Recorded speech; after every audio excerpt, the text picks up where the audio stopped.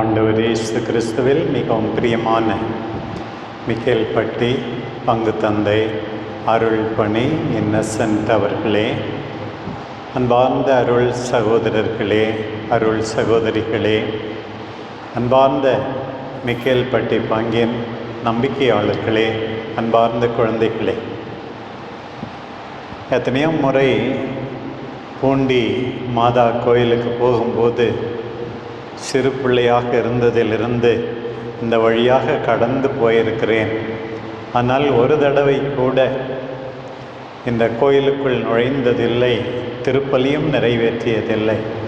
இன்றைக்கு அந்த பாக்கியம் உங்களோடு சேர்ந்து இறைவேண்டல் செய்வதில், உங்களுக்காக ஜெபிப்பதில் மகிழ்ச்சி அடைகிறேன். இறைவன் உங்கள் எல்லாரையும் நிறைவாக ஆசீர்வதிப்பாராக. பங்கு தந்தை அருள்பணி இன்னசென்ட் அவர்கள் நலமாக உங்களை இறைவனிடம் இட்டு செல்வாராக.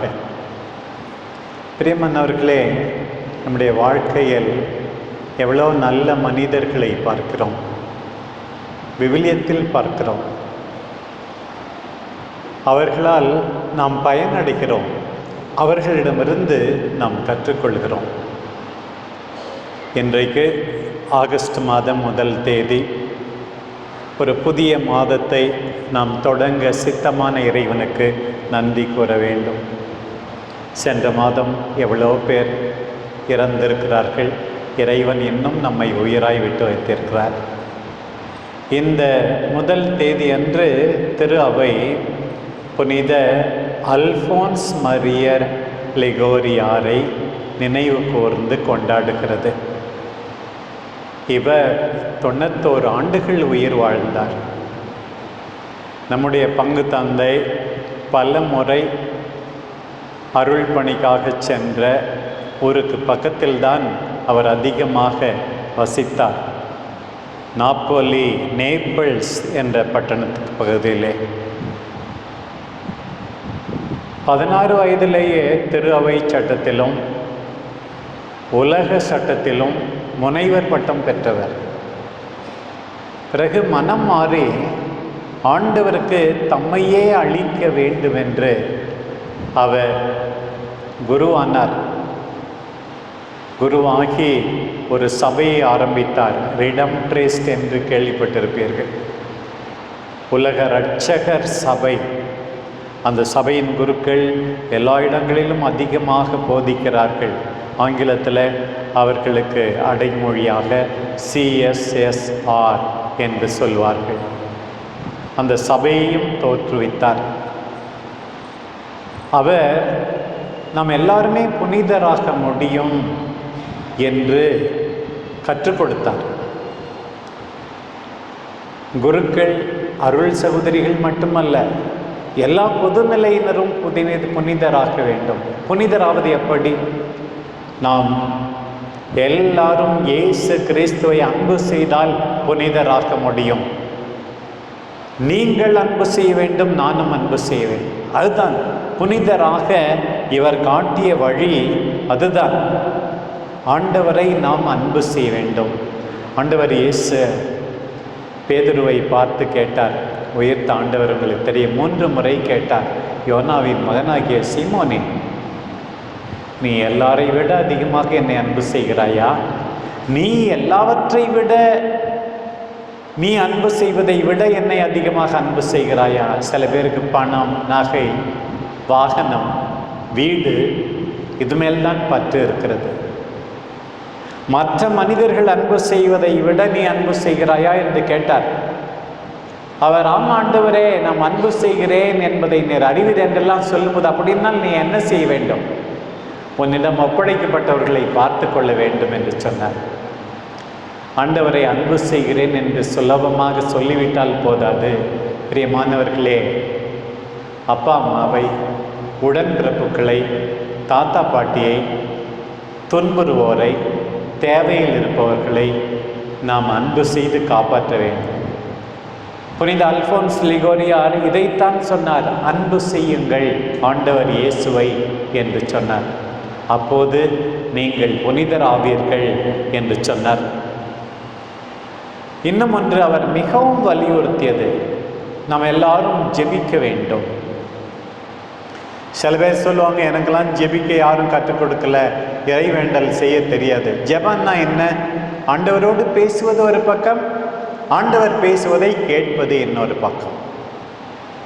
அதற்காகத்தான் நானும் விவிலியம் முழுவதையும் என்னுடைய குரலிலே வாசித்து பதிவு செய்திருக்கிறேன். ஆங்கிலத்திலும் இருக்கிறது, தமிழிலும் இருக்கிறது. எனக்கு ஒரு ஆசை, நம்ம மிக்கேல்பட்டியில் எல்லாரும் மொபைல் வச்சுருக்கிறவங்க எல்லாருமாவது ஒரு நாளைக்கு 5 நிமிஷமாவது ஆண்டவர் பேசுவதை கேட்க வேண்டும். நேரம் இல்லைன்னு சொல்லவே முடியாது. காலையில் எழுந்த உடனே கேட்கலாம் தானே, நிச்சயமாக கேட்க முடியும். ஆண்டவரோடு பேசுவது மட்டுமல்ல ஜெபம், ஆண்டவர் பேசுவதை கேட்க வேண்டும், ஜெபிக்க வேண்டும் என்று சொன்னார். இன்னொன்று அவர் சொன்னது, இறைவனுடைய இரக்கத்தில் நம்ம எல்லாரும் நம்ப வேண்டும். ஏதோ நான் ஒரு பாவி, எல்லாருக்கும் ஒரு கடந்த காலம் இருக்கிறது, நானும் தவறு செய்திருக்கிறேன், நீங்களும் தவறு செய்திருக்கலாம். ஆனால் இரக்கம் நிறைந்த இறைவனை மறந்துவிடவே கூடாது. நாம் யாருமே இரக்கம் நிறைந்த நம் அன்பு தெய்வத்தை மறக்கவே கூடாது. வாய்ப்பு கொடுக்கிறார், நமக்கு நல்லது செய்ய காத்து கொண்டிருக்கிறார். அவரை மறந்து விடாதீர்கள், நமக்கென்று ஒரு நல்ல எதிர்காலம் உண்டு. இன்னொன்று அவர் சொன்னது, கடவுளுடைய விருப்பத்தை தேடுங்கள்.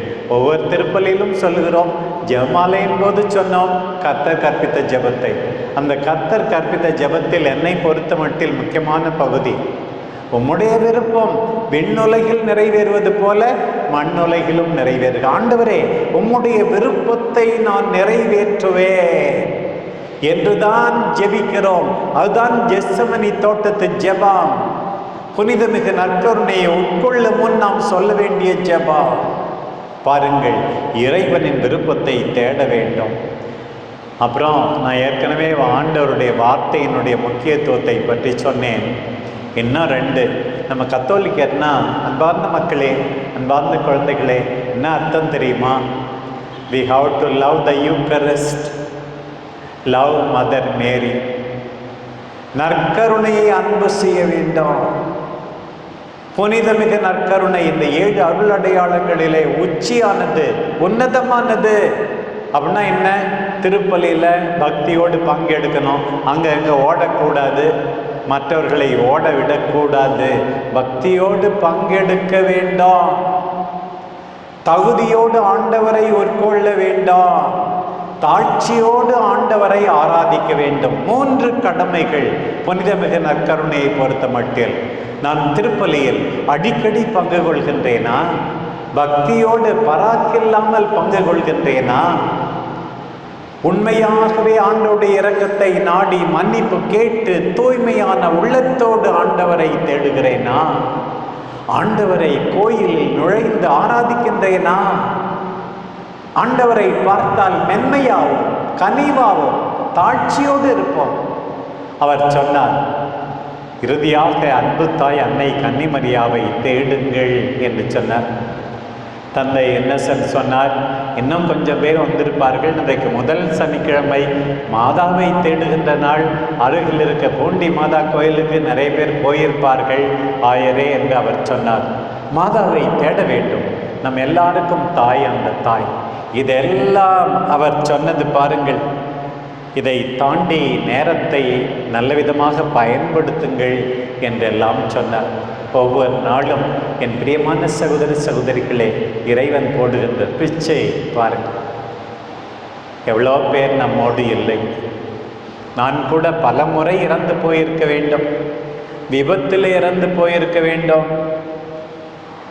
கொரோனா கொள்ளை நோயில் இறந்து போயிருக்க வேண்டும், சில முறை மயக்கம் வந்தது, அப்போதெல்லாம் இறந்து போயிருக்க வேண்டும். இன்றைக்கு ஆண்டவர் வல்லமையோடு உங்கள் முன் அவருடைய வார்த்தையை எடுத்துரைக்க வாய்ப்பு கொடுத்திருக்கிறார். ஆண்டவருக்கு நன்றி. பாருங்கள், இந்த அல்போன்ஸ் மரிய லிகோரியிடமிருந்து இவ்வளவு நாம் கற்றுக்கொள்கிறோம். இந்த முதல் வாசகத்தில் எரேமியாவை ஆண்டவர் எவ்வாறு எதிர்பாராத சாதாரண மக்கள் வழியாக அரசு பணியில் இருப்பவர்கள் வழியாக காப்பாற்றுகிறார் என்கின்ற பகுதி. குருக்கள் அவரை கொல்ல தேடுகிறார்கள், வேதனைக்கு உட்படுத்துகிறார்கள். இயேசுவை மிக மிக ஒத்திருந்த புனிதர் அவர். பிரியமானவர்களே, ஆண்டவருக்காக பேசும்போது, ஆண்டவருக்காக வாழும்போது ஆண்டவர் எதிர்பாராத விதத்திலே நமக்கு நன்மை செய்வார். நம்பிக்கையோடு இருக்க எரேமியாவை உற்று பார்ப்போம். வேதனை, சோதனை, இன்றைக்கு வாசிக்கப்பட்ட பகுதியிலே அவர் காப்பாற்றப்படுவது, அதை வாசிக்க கேட்டோம். இன்றைக்கு வாசிக்கப்பட்ட நற்செய்தியில் இன்னும் ஒரு மனிதர் காப்பாற்றப்படவில்லை, ஆனால் ஆண்டவரிடம் இருக்கிறார். அவர்தான் திருமுழுக்கு யோவான். ஏரோது செய்வது தவறு என்று கண்டித்தார், உண்மைக்காக வாழ்ந்தார். ஆனால் ஏரோதியாள் தக்க தருணம் பார்த்து அவருடைய தலையை கேட்கும்படி தன் மகளிடம் சொன்னார். பாருங்கள், அநியாயமாக கொல்லப்பட்டார் திருமுழுக்கு யோவான். உண்மையாக வாழும்போது, நேர்மைக்காக பாடுபடும் போது, தியாக வாழ்க்கை வாழும்போது துன்பங்கள் இருக்கலாம். நாமும் திருமுழுக்கு யோவானோடு இணைந்திருப்போம். ஏரோதை போல பதவிக்காக, வீண் பெருமைக்காக, மற்றவர்கள் என்ன சொல்வார்கள் என்பதற்காக பல முறை வாழ்ந்திருக்கிறோம். ஏரோதியாளை போல சுகபோகத்தை விரும்பி, வர்ணம் வைராக்கியத்தை சுமந்து கொண்டு பழி வாங்க துடிக்கலாம். பாவம், நடனமாடி அந்த சிறுமி எதுவுமே தெரியாமல் அந்த ஏரோதியாளால் பயன்படுத்தப்படுகிறார். நம்முடைய குழந்தைகளை மதிக்க வேண்டும், காப்பாற்ற வேண்டும். ஏரோதியாள் போல இருக்கக்கூடாது, ஏரோது போல இருக்கக்கூடாது. அன்றைக்கு அரசவையில் வந்திருந்தார்களே விருந்தினர்கள், அவர்கள் கூட அதை தடுத்திருந்திருக்கலாம். கெட்டது நடந்திருந்தும் தடுக்காமல் இருந்தார்கள் அவர்கள். இவர்கள் எல்லாம் மாதிரிகை அல்ல, ஆண்டவர் இயேசு மாதிரிகை, திருமுழுக்கு யோவான் மாதிரிகை, எரேமியாஸ் மாதிரிகை. இவர்கள்தான் எடுத்துக்காட்டு. நல்ல மனிதர்களை உற்று பார்ப்போம், அவர்களிடமிருந்து கற்றுக்கொள்வோம். ஆண்டவர் சொல்லுகிறார், எனக்காக ஒவ்வொரு நாளும் தியாகம் செய், நல்லது செய், குடும்பத்தாருக்கு நல்லது செய், அவர்களை காப்பாற்ற, மற்றவர்களை மகிழ்ச்சியாய் வைத்திரு என்று சொல்லுகிறார். நாம் கேட்கலாம், ஆண்டவரே நான் நினைக்கிறேன், செய்ய முடியவில்லையே, சக்தி இல்லையே, பலவீனம்தானே அதிகமாகிறது. அதற்காகத்தான் இந்த மாலை நேரத்தில் இந்த திருப்பலியிலே பங்கெடுக்கிறோம். ஆண்டவருடைய வார்த்தையை கேட்கிறோம், அவருடைய திருவுடலால் சக்தி பெறுகிறோம். அப்பம் இங்கே பிடப்படுகிறது. அதன் அர்த்தம் என்ன தெரியுமா? ஆண்டவரே, என்னையே பிட்டு கொடுப்பேன், இதை வாங்கி உண்ணுங்கள், இதை வாங்கி பருகுங்கள் என்கின்றார் குருவானவர். இந்த கோயிலிலிருந்து வெளியே போன பிறகு என்னுடைய நேரம், என்னுடைய உழைப்பு, என்னுடைய திறமைகள் எல்லாம் என்னுடைய மக்களுக்காக, என்னுடைய குடும்பத்தாருக்காக என்று நாம் கொடுக்க வேண்டும். இவ்வாறு தான் நல்ல மனிதர்கள் வாழ்ந்தார். நம் அன்பு தாய் அன்னை கன்னிமரியா வாழ்ந்தார். நாமும் அவ்வாறு வாழ வேண்டுவோம். இறைவன் உங்கள் எல்லாரையும் ஆசீர்வதிப்பாராக. குறிப்பாக உங்கள் குடும்பத்தாருக்காக துன்பங்களை ஏற்கின்ற தாராள மனத்தை உங்களுக்கு தருவாராக. ஆண்டவருக்காக நேர்மையோடு, உண்மையோடு வாழ அவர் உங்களுக்கு துணிச்சலை தருவாராக. ஆமென்.